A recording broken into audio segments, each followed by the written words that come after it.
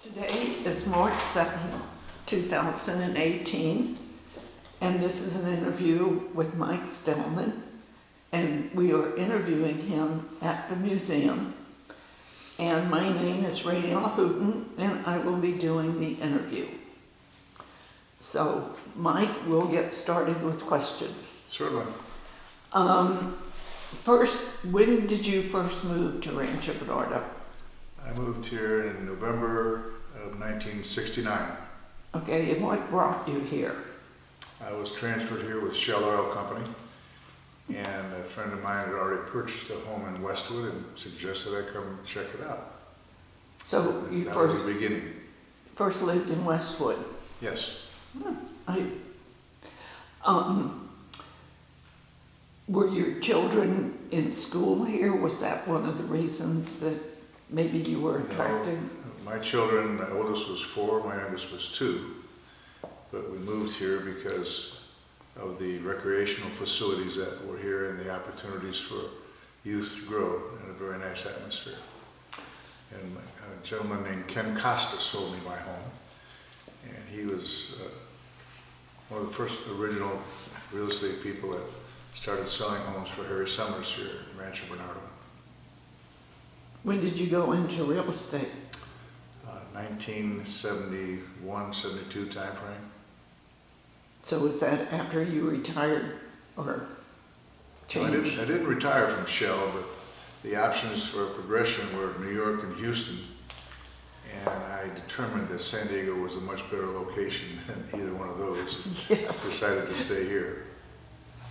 And that's when you went into real estate. Yes, because of Mr. Costa, I started selling new homes in the Greens East area. At the time we had 3 subdivisions. We had Oaks North, we had, Seven Oaks, Westwood, and the Greens, and then we developed Oaks North and opened the trails. So you sold all those developments. Yes, I did. Well, I was primarily stationed in the Greens, the trails, and Westwood, but I sold homes in all the areas. So what was it like? What are your memories of Rancho Bernardo at that time? What kind of people were moving here? We looked at Rancho Bernardo at the time as the 52-week vacation. There was a huge sign on the freeway that publicized the fact, 52-week vacation. And the youngsters in the area found a way to manipulate the signage to say, give messages that were not necessarily appropriate, so the sign was removed. But nevertheless, it was folks who were moving to Rancho Bernardo because it was pretty far out of the city of San Diego, but they wanted to be out a little farther and to enjoy the recreational facilities that were here. Golfers primarily, retired folks, and many, many families moved in, especially the Westwood area because of the industrial park. NCR was the first manufacturing building that was built there. Many, many of my friends, even to this day, were with NCR or retired from NCR and lived in Rancho Bernardo. You must have been very active in the community because 1984 you were elected into the Hall of Fame. So what were some of the things that you were involved in that you must have been a real mover and shaker? Well, I was very fortunate to have the opportunity to become involved with a lot of different things as our community grew. The community was very young. When I moved here, there were no stop lights. The fire department was in a home in Seven Oaks. People had just stopped going to Miramar to pick up their mail. The bookmobile came out here once a week if we were lucky, maybe once every other week. But everything was new, everything was growing. And I had an opportunity to be involved with a lot of different things that were growing. I was involved with the Boy Scout Council. I was involved with the YMCA and helped build the first YMCA here in North County. I remember myself a couple of notes here. I was very active in what they called Laos Usmanos at the time. And these were a bunch of residents that got together on the weekends, and we built a Little League and girls softball ball diamonds because we didn't have them here. It was all volunteer work. I was president of the RB High School Foundation when they had no pool and no lights. Nick Anastopoulos, he got involved and helped build the pool there. And I was very, very proud to have been able to provide lights for the football field because they had no lights and they had to go to opposing fields to play. I was very active in Pop Warner. Pop Warner started in my kitchen. Girls softball was active in. So many other things in the community. I was very active in the chamber. I was president of the chamber. I was, over the years, I became very active at Palomar. I served 9 years on their foundation board. I serve on the CASA board currently. I'm chairman of the board, past chairman of the board of CASA de las Campanas. I was on the planning board and chair of the planning board.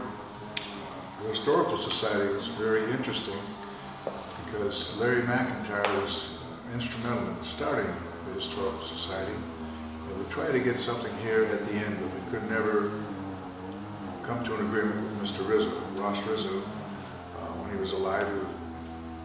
God rest his soul, he was a great gentleman. So everything came to a halt over a period of time. And I met with Eileen Haig, and she and Barbara Warden had the Bernardo News. Right. And they were very interested, along with Diane Ward, in making sure that the Historical Society kept going, but nothing was happening with it. So I called Larry, and he came to my office and dropped off all the items that he had collected, about 4 boxes full of things that he had collected. And we once again started working on the Historical Society. We met in my office every month religiously, and we were struggling. We were struggling. Finally, we started to grow, We had displays in all the banks, and then I convinced a gal named Tiny Long to become involved, and she took over as president. And then Karen Dombeck came along, and she took over as president. And we grew, and we started growing. I became chairman of the board, and then Tom Cook got involved, and many other people got involved to the point that we have what you see here today. But it took a long time, because my involvement started in late '84 and '85. My secretary, Judy Marsh, recorded everything at the time, and there were times we wondered if we would ever move ahead, but we did. We did, and I was very happy for that. And after leadership became involved and Tom Cook became involved, a few others, I kind of backed off, and everything was rolling at that time. But it took a long time to get there, Did you have naysayers? Why are you having a museum for Rancho Bernardo? It's not that old. Did you hear any of that? No? No, we tried very hard. Thank God for the persistence that existed, that we're here today. Well, I know that what we're saving here is really important now. No question about it. Yeah, and it's being very foresighted. Yes. It's a wonderful, wonderful thing that we have here. I have so many wonderful memories of the involvements that took place here. My wife, Karen, was very, very involved with the cross that's on the hill. That cross is the 3rd cross that's here. It's 30 years old. And it's just been a small group of people that have been responsible for that, and I'm happy to have been involved with a portion of that to keep that cross there. That cross is almost 2 tons. It was built by a Jewish gentleman named Jerry Leaf and donated to us after the 2nd cross was cut down. Someone went up there and cut down the 2nd cross. This one you're not going to cut down, I guarantee you. It's solid steel. Yeah. And it was put in place by a helicopter, and many of the volunteers were up there. San Diego Gas and Electric got involved, Jack in the Box. Most of it was volunteered. But what an incredible sight. We have a video that shows the helicopter putting that cross in place, and then the concrete that surrounded it. So those experiences are very, very important. Was there any objections to having a cross up there, or did you, not at all? It's still, The cross is on private property. When Paul Zimmer, when AFCO disbanded, the three gentlemen that were responsible at the time, McCormick, Bob Bowie, and Paul Zimmer, kind of divided up what was left for the development besides Bernardo Heights.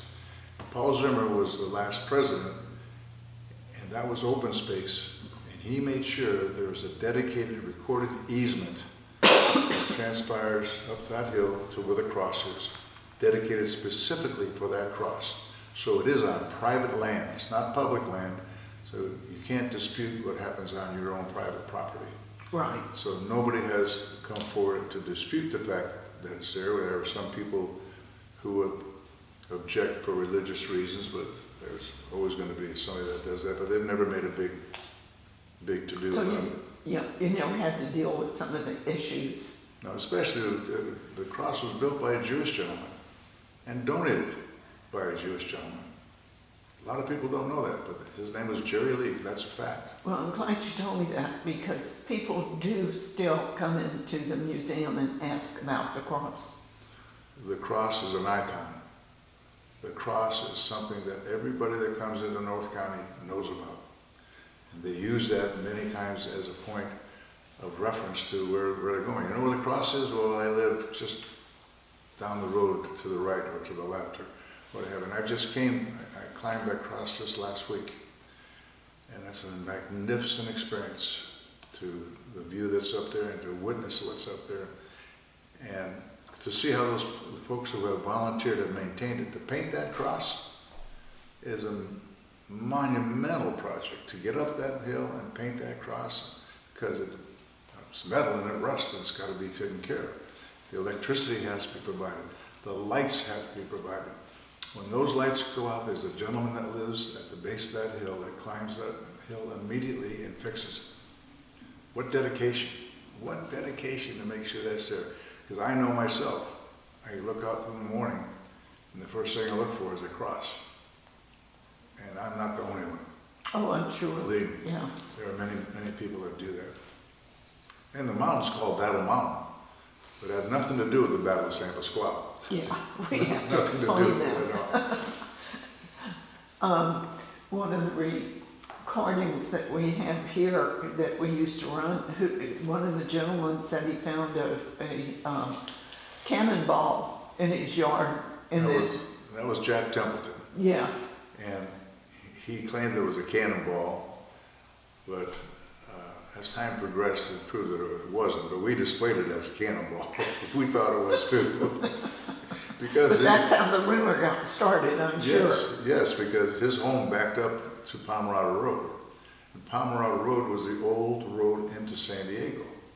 Old 395 years and years and years ago, before they built the freeway. And it was the trail that Kit Carson went into San Diego to get the reinforcements to help General Kearney in the Battle of San Pasquale. So it seemed logical that they could have dropped a cannonball along the way there after that battle, but I look back, I really don't think it was a cannonball. But Well, it sure was, it made a good story. yeah, I was going to say it was a good thought. Mike, you were also involved in Rotary? Yes, very much so. The Rotary has been in Rancho Bernardo, and I was fortunate enough to be president of the local Rotary, president of their foundation. I was accepted into the Philanthropic Society because of all the work that we did in philanthropy here. And I was also fortunate enough to hold a position as district governor and was involved with many things nationally and internationally because of that. And Rotary's primary purpose is to create peace and understanding in the world. We do a lot of things locally as well as internationally. Some of the local things we're very, very proud of is we helped build a library, we helped restore the fire station, Station 33. If you notice, they no longer have to back in as they used to years ago. They can drive around because we provided a door in the back so they could drive around, pull in and park. We provided substantial lighting for them so that if they were receiving emergency calls at night, when they woke up, the lighting is just so that their eyes adjust almost immediately to the light so they can see what they're doing and they can tell where the disturbance might be by the notifications they have on their notification boards. And internationally, we've done an awful lot, more than you can even say. My wife and I, and my wife, by the way, was the first lady president of Rotary. We are one of the few that basically a husband and wife have had leadership of the organization. But we've traveled to Africa as an example, and we have given drops to children to prevent polio. And Rotary's involvement with polio eradication has resulted in the fact that polio is almost gone in the world.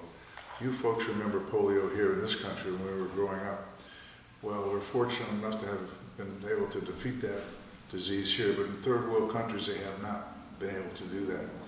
And we have gone and volunteered as many hundreds of thousands of Rotarians into the outback, into Africa, India, China, wherever you can think of, to administer these drops so that polio can come to an end. And we're just about there.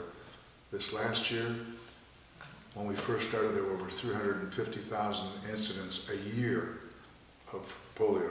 This last year, there were 4 in the world because of the efforts of Rotary. It's remarkable.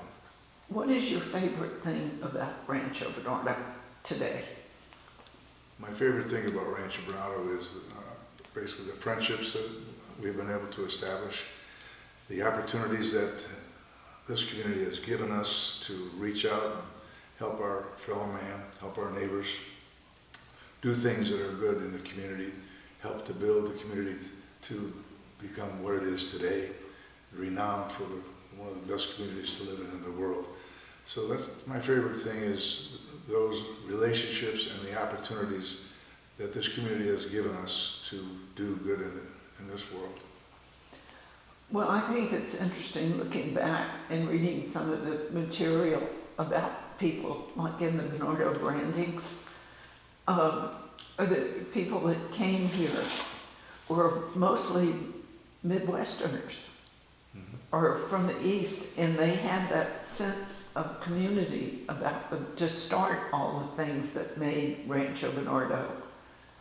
In other words, they brought their values with them. Yes, they did. And the other very remarkable thing, and I stopped thinking, you move into a new home here, it's a lot easier to meet your neighbors because most everybody's new.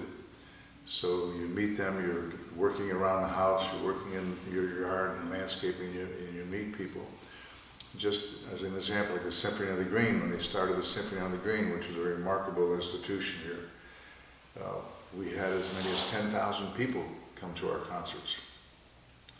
And over the years, Marge Gibson, God rest her soul, was very instrumental in starting that. She's from Boston. Back east, she brought her values here and helped establish that.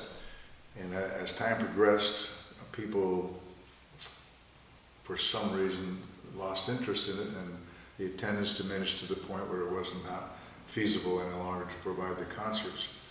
And I was chairman of the board at the time. Tom LaRocque was chairman of the committee. We decided that we would save the money that we had established and put it in a fund which now exists in the Rancho Bernardo Community Foundation and controlled by the San Diego Foundation to support music enterprises here in Rancho Bernardo. So the Symphony on the Green still lives. That's interesting. It's there because if you have music, things that you're interested in, you can apply to the foundation, and we give grants every year for music-related things in Rancho Bernardo. I know, and I'm a member of the foundation, so I've been able to see what it does, but is that a relatively new organization in Rancho Bernardo? The Community Foundation? Yeah. No, it's, we just celebrated, I think, our 27th Thanksgiving luncheon. You started that? Well, the Chamber, I believe, initially started, and the foundation has taken it over. The foundation has grown substantially, because when I was first on the board of the foundation, we struggled to give away $5,000 to $6,000 a year. We gave away over $75,000 last year to needy community organizations. And every year at the Thanksgiving luncheon, those grants are given. And I'm happy, I'm part of the grants committee. And we do a lot of work to make sure that the people who receive that money are well deserving. And the guideline is that it has to be for something here that is related to Rancho Bernardo or is in Rancho Bernardo. So I know you've seen lots of changes. What strikes you as maybe some of the more progressive things that have happened here? Have the schools changed? I know there's a lot more high schools in the area. Well, it's grown tremendously.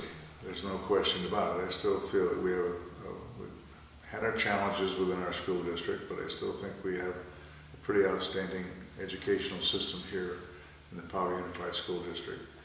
I believe that one of the most outstanding things that's taken place here, that the community, through help with our planning board, which I had the privilege of chairing, has helped to maintain the general plan. So for the most part, not completely, but for the most part, the general plan has remained intact, so that the developments that are here were planned to exist and are here to this day. And the architectural committees and the CC&Rs that are in place certainly benefit us tremendously. I used to just marvel at the fact when I was showing people homes here, as I did with you, the fact that we have no antennas. All the utilities are underground. And all of those things have prevailed, and still when you build a structure, you have to comply with the CC&Rs, and those things are still maintained through the volunteer work in our recreation facilities. Are all the commercial roofs still red? I'm sorry? The commercial roofs, I know at one time there was controversy about one of the banks wanting to have a blue tile roof. Oh yeah, that did happen once. The San Diego Federal. The San Diego Federal was the primary financial institution here in Rancho Bernardo in the early days. That became Great American, and Great American and Home Federal during the financial crisis disappeared from the face of the earth. But at the time, there was a vote that was put out in the community because they wanted a blue roof as opposed to a red roof. Well, they claimed the vote was heavily in their favor for a blue roof. I never saw who counted the votes, but they got a blue roof. That's the only time that ever happened. That's a true story. Yeah, well, but most of the roofs are still red. Yes. That's still part of the CC&Rs. Yes, or they're not orange and, green or things of that nature. They're all very contemporary, and their colors are very conducive to the surroundings. So they're all still very nice. So when you moved here, was there one high school and one elementary, or was The only high school here was Poway, and my oldest daughter had to go to, I think it was Garden School in Poway Elementary. Had to take a bus there. That's the only thing that was here at the time. And then, of course, in Westwood, the Westwood Elementary School was built, and my youngest daughter was able to start school there. And then Chaparral, and everything started to grow. Rancho Bernardo High School. And Mark Carmel came first, and then Rancho Bernardo High School, and then Del Norte and all the other schools that are around. I had a question, and it left me.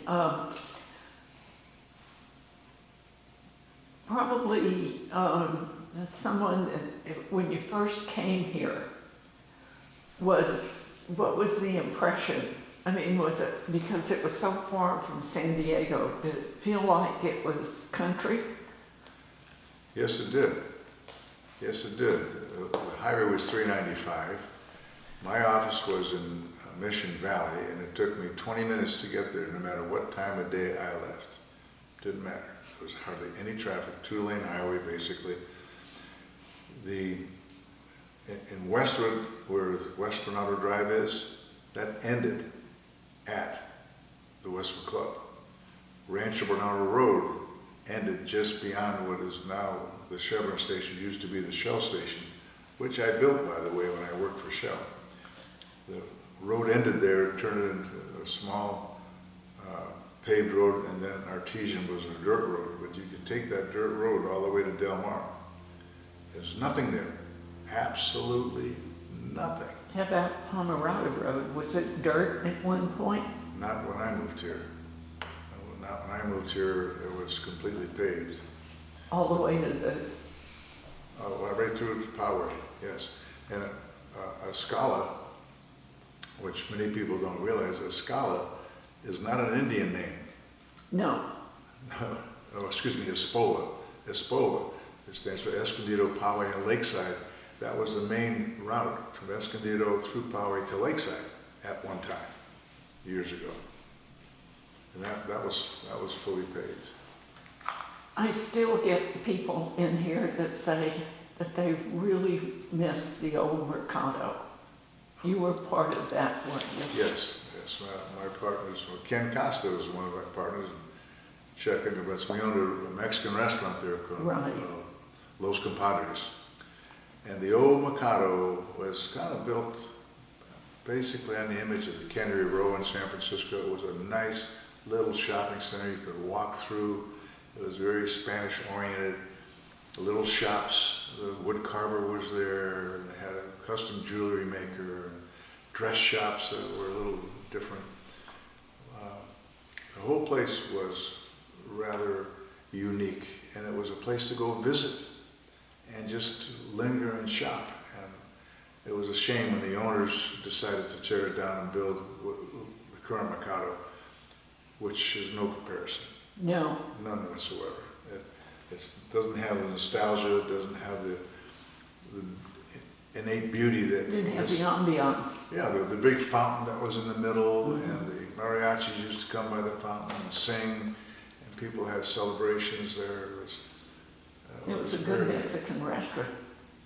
Yeah, we enjoyed it. Well, when the shopping center closed, all the businesses basically closed. The only one that remained was Cristofano's, the little Italian restaurant.